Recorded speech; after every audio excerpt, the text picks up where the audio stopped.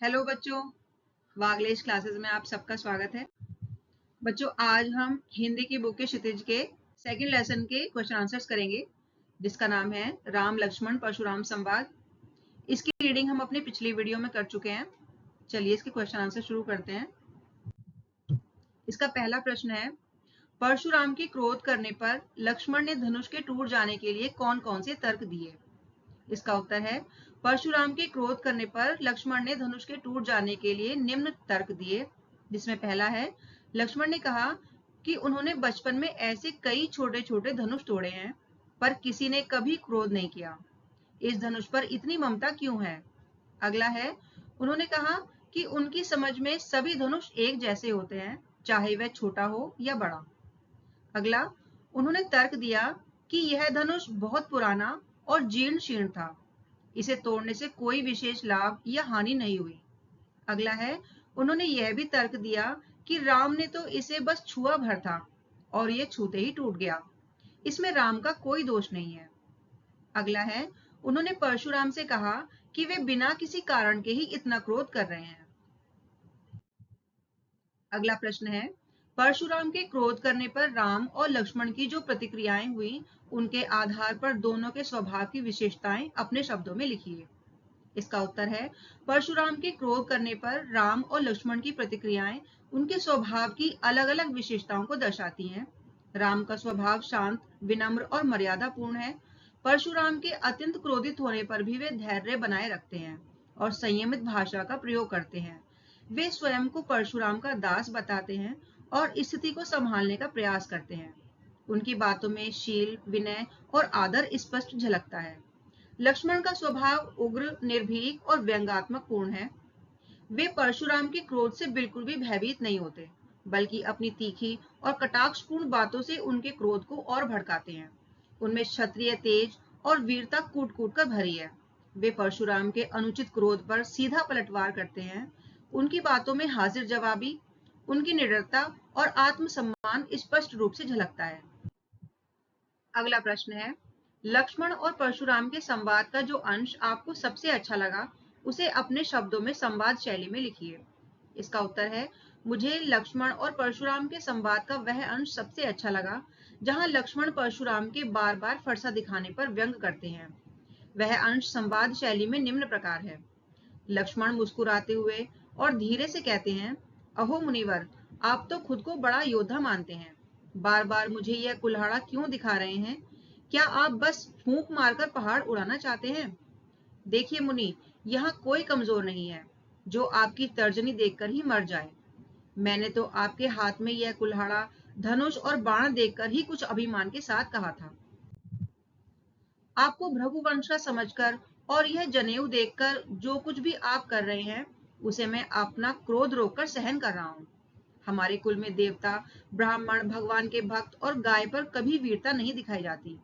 इन्हें मारने से पाप लगता है और इनसे हारने पर अपयश होता है। इसलिए अगर आप मारे भी तो भी हमें आपके पैरों में ही पड़ना होगा। आपके वचन ही करोड़ों वज्रों के समान कठोर हैं। आपने तो यह धनुष, बाण और कुल्हाड़ा व्यर्थ ही धारण कर रखा है। अगला प्रश्न है, परशुराम ने अपने विषय में सभा में क्या क्या कहा, निम्न पद्यांश के आधार पर लिखिए। बाल ब्रह्मचारी अति कोही, विश्व विदित क्षत्रिय कुल द्रोही, भुजबुल भूमि भूप बिनुकीनी, विपुल बार मही देव नदीनी, सहस बाहु भुज छेद निहारा, परसु बिलो की मही कुमारा, मातु पितहि जनि सोच बस, करसी महीस किशोर, गर्भन के अर्भक दलन, परसु मोर अति घोर।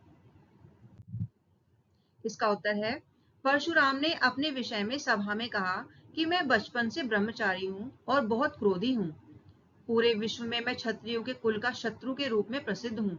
मैंने अपनी भुजाओं के बल से इस धरती को कई बार राजाओं से रहित कर दिया और धरती को कई बार ब्राह्मणों को दान में दे दिया। हे राजपुत्र, मेरे इस फरसे को देखो जिसने सहस्त्र बाहु की भुजाओं को काट डाला था।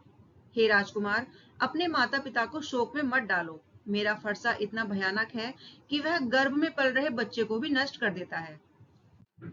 अगला प्रश्न है, लक्ष्मण ने वीर योद्धा की क्या क्या विशेषताएं बताई? इसका उत्तर है, लक्ष्मण ने वीर योद्धा की दो प्रमुख विशेषताएं बताई।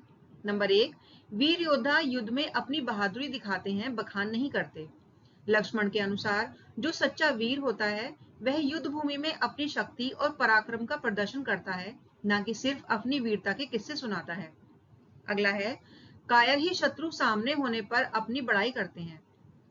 उन्होंने कहा कि युद्ध के मैदान में शत्रु को सामने पाकर केवल कायर लोग ही अपना प्रताप और अपनी वीरता का बखान करते हैं। सच्चे वीर तो बस अपना काम करते हैं। अगला प्रश्न है, साहस और शक्ति के साथ विनम्रता हो तो बेहतर है। इस कथन पर अपने विचार लिखिए। इसका उत्तर है, साहस और शक्ति के साथ विनम्रता होना बहुत अच्छा है।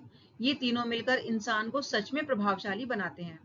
साहस और शक्ति हमें मुश्किलों का सामना करने और अन्याय के खिलाफ लड़ने की हिम्मत देते हैं, लेकिन अगर इनके साथ विनम्रता ना हो तो ये गुण घमंड और बर्बादी ला सकते हैं। ऐसा व्यक्ति अपनी ताकत का गलत इस्तेमाल कर दूसरों को दुख पहुंचा सकता है। परशुराम जी का उदाहरण यही दिखाता है। उनके पास बहुत ताकत थी, पर विनम्रता न होने से उनका गुस्सा बेकाबू हो गया। इसके विपरीत जब साहस और शक्ति के साथ विनम्रता मिल जाती है तो इंसान साहस व शक्ति का इस्तेमाल अच्छे कामों के लिए करता है। विनम्र इंसान अपनी ताकत तभी दिखाता है जब बहुत जरूरी हो। भगवान राम इसका सबसे अच्छा उदाहरण है। उनकी महान शक्ति और हिम्मत के बावजूद वे हमेशा विनम्र रहे, इसलिए सब उनका आदर करते हैं। अगला प्रश्न है, भाव स्पष्ट कीजिए। बिहसी लखनु बोले मृदुबानी, अहो मुनीसु महाभटमानी, पुनि पुनि मोहि देखाव कुठारू, चहत उड़ावन फूंकी पहारू।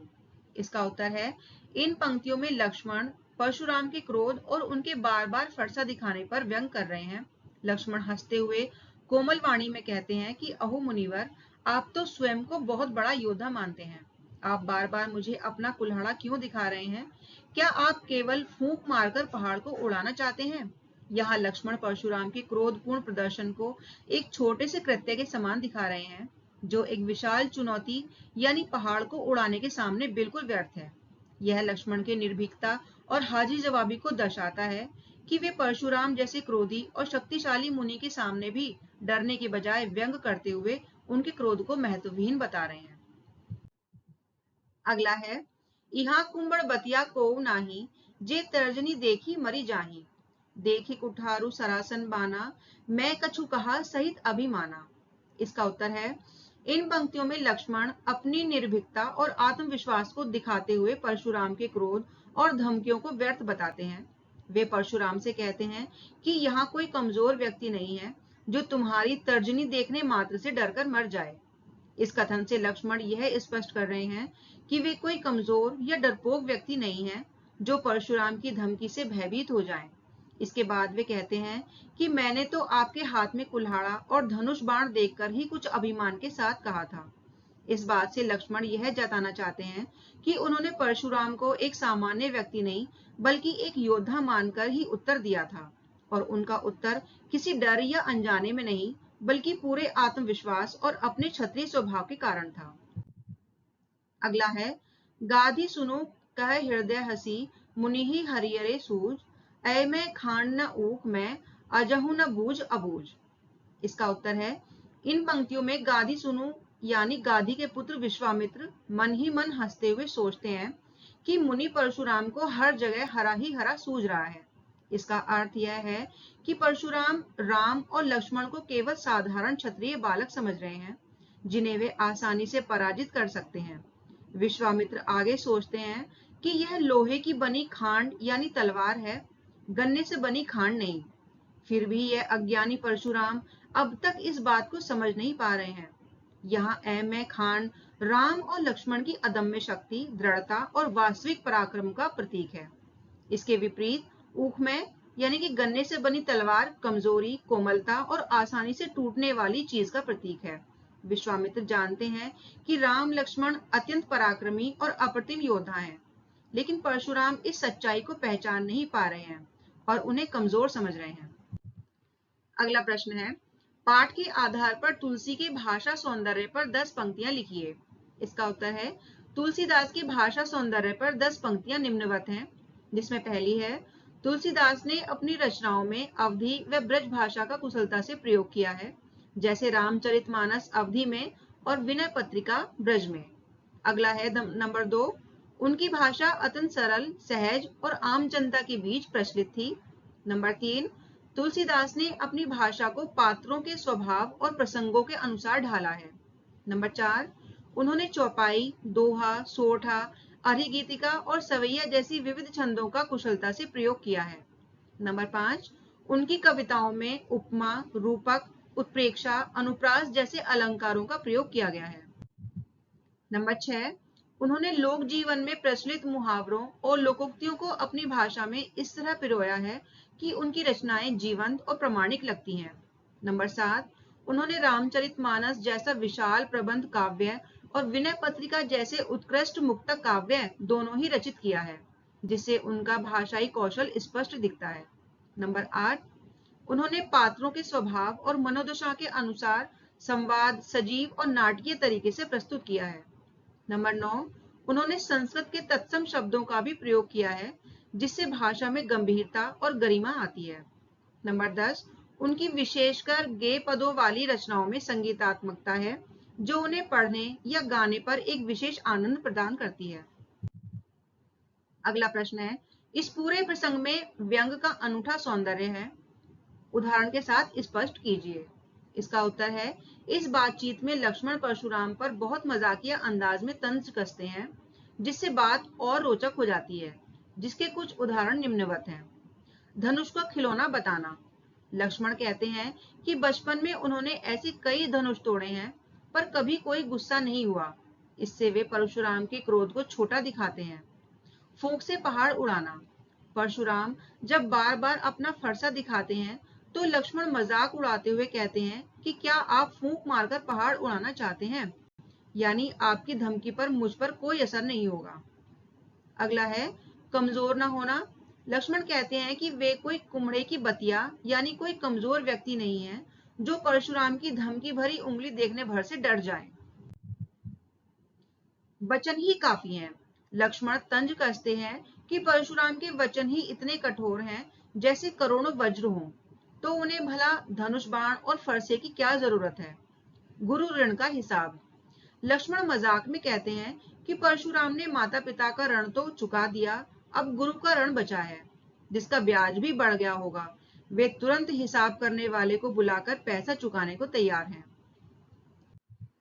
अगला प्रश्न है, निम्नलिखित पंक्तियों में प्रयुक्त अलंकार पहचान कर लिखिए। इसका उत्तर है, बच्चों पहली पंक्ति पर चलते हैं हम सीधे। बालको बोली बधो नहीं तो ही, तो इस पंक्ति में अनुप्रास अलंकार है, क्योंकि यहाँ बै वर्ण की आवृत्ति हुई है, जिससे काव्य में सौंदर्य और प्रवाह आया है। अगला है, कोटि कुलिस सम बचनु तुम्हारा। बच्चों इस पंक्ति में उपमा अलंकार है। यहाँ परशुराम के वचनों की तुलना कोटि कुलिस यानी कि करोड़ों वज्रों से की गई है। सम शब्द जो है यहाँ पर उपमा का वाचक है, जो समानता को दर्शाता है। अगला है, तुम तो कालू हाक जनुलावा, बार बार मोही लागी बोलावा। बच्चों इस पंक्ति में उत्प्रेक्षा अलंकार है। उत्प्रेक्षा अलंकार तब होता है जब हम किसी चीज को देखकर यह कल्पना करते हैं कि शायद वह दूसरी चीज हो, या ऐसा लगता है मानो इसमें जनु, जानो, मनु, मानो जैसे शब्दों का इस्तेमाल होता है। यहाँ जनु शब्द का प्रयोग हुआ है। यहाँ ऐसा प्रतीत होता है मानो परशुराम स्वयं काल को बुलाकर लक्ष्मण के लिए हाक लगा रहे हैं। अगला है, लखन उतर आहुति सरिस, भृगुबर कोपु प्रसानु, बढ़त देखी जल सम वचन, बोले रघुकुल भानु। बच्चों इस दोहे में रूपक अलंकार है। यहाँ भृगुबर कोपु प्रसानु से परशुराम के क्रोध को अग्नि का रूप दिया गया है, तथा रघुकुल भानु से राम को रघुकुल के भानु यानी सूर्य का रूप दिया गया है। इस दोहे में उपमा अलंकार भी है। यहाँ लखन उतर आहुति सरिस यानी लक्ष्मण के उत्तरों को आहुति के समान बताया गया है, तथा जल सम वचन से राम के वचनों को जल के समान बताया गया है। तो बच्चों इस लेसन में क्वेश्चन नंबर 11 से लेकर क्वेश्चन नंबर 16 तक जो प्रश्न है वह रचना और अभिव्यक्ति से संबंधित है। अगर किसी बच्चे को इन प्रश्नों के उत्तरों की आवश्यकता हो तो वह कमेंट बॉक्स में बता सकता है। तो इसी के साथ ये क्वेश्चन आंसर्स यहीं पर समाप्त हो जाते हैं। आशा करती हूँ आपको इन सभी प्रश्नों के उत्तर समझ में आए होंगे। अगर आपको ये वीडियो अच्छी लगी है तो वीडियो को लाइक करें और शेयर करें और चैनल को सब्सक्राइब करें। Thank you.